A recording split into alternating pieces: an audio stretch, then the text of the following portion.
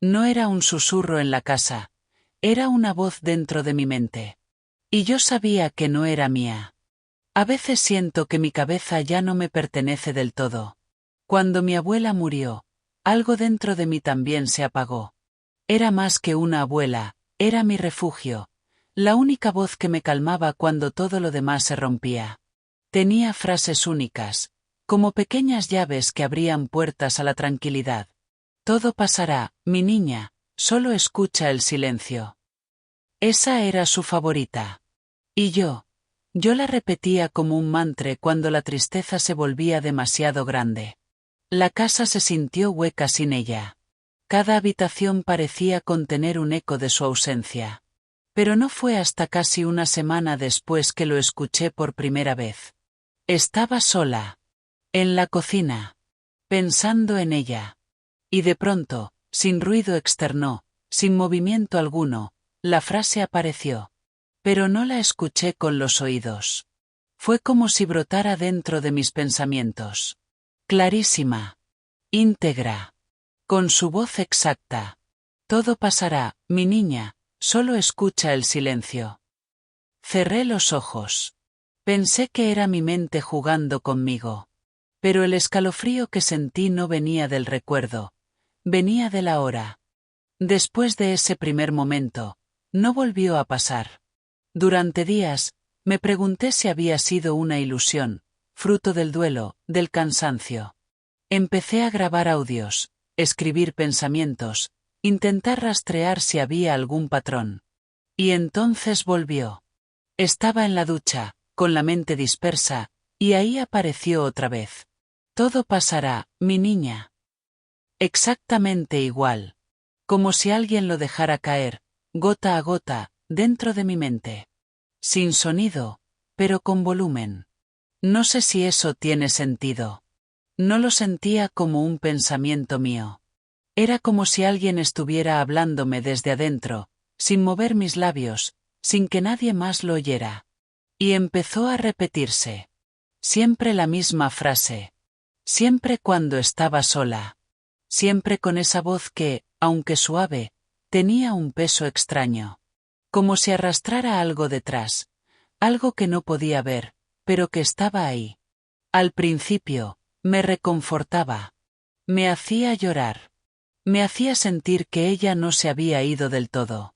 Pero con el tiempo, algo empezó a sentirse diferente. A veces decía la frase sin sentido de tiempo. Como si estuviera desfasada. Como si fuera dicha por alguien que ya no recordaba por qué la decía. Y una noche, me desperté sin razón, con el corazón latiendo como si algo invisible me observara.